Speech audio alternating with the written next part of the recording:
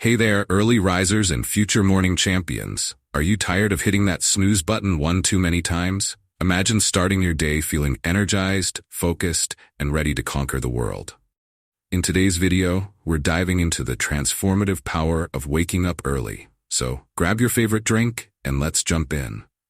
First things first, let's talk about the why. Waking up early isn't just about having more time. It's about creating a morning routine that sets a positive tone for your entire day. Research shows that early risers tend to be more proactive, productive, and even happier. Now you might be wondering, how do I become an early riser?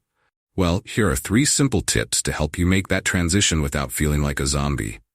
Start by waking up just 15 minutes earlier each day until you reach your desired wake-up time. Trust me, your body will thank you. Unplug from screens an hour before bed, read a book, or practice some light stretching. This helps signal to your body that it's time to wind down. Whether it's a warm cup of coffee, a quick workout, or journaling your thoughts, having something to look forward to makes getting up early a joy rather than a chore.